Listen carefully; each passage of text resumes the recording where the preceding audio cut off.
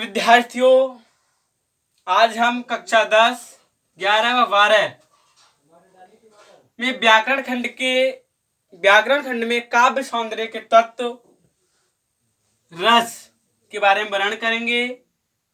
रस की परिभाषा, रस के अंग, रस के प्रकार, श्रृंगार रस, वीर रस, करुण रस की वीडियो आपको हम प्रोवाइड करा चुके हैं, दे चुके हैं।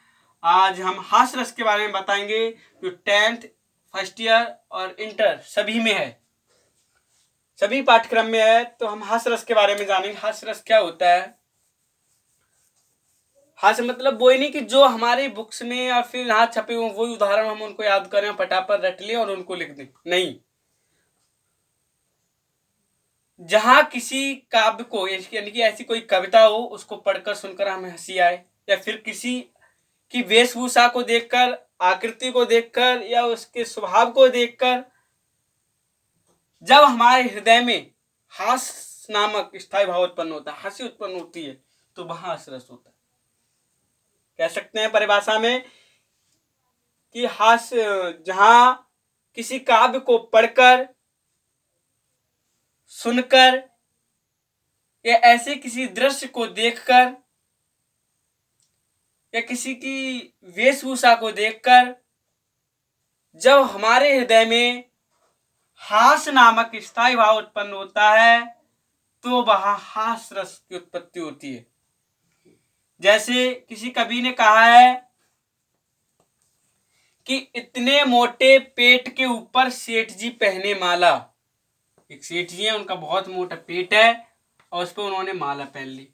इतने मोटे पेट के ऊपर पहने सेठ जी माला, और इतने में सेठानी बोली रूप बना मतवाला।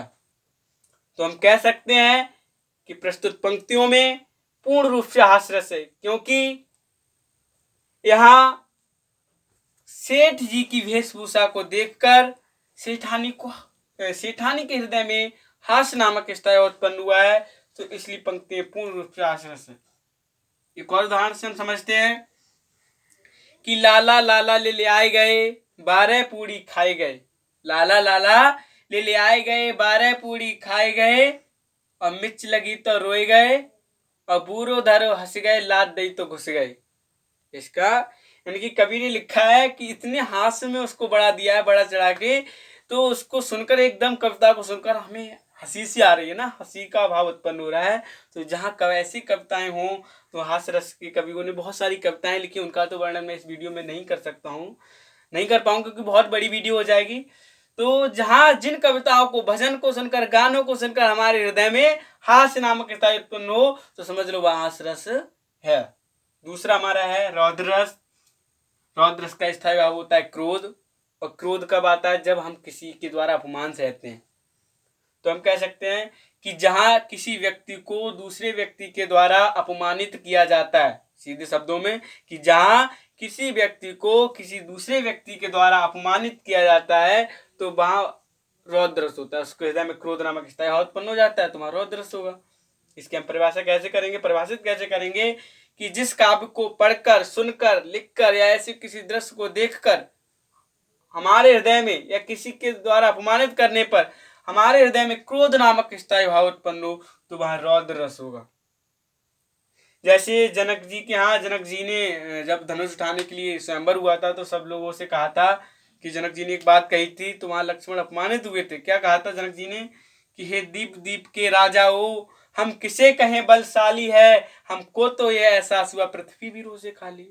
उन्होंने ये कह दिया कि पृथ्वी वीरों से खाली है। वहां भगवान श्री राम और लक्ष्मण भी बैठे थे, तो लक्ष्मण को अपमान हुआ।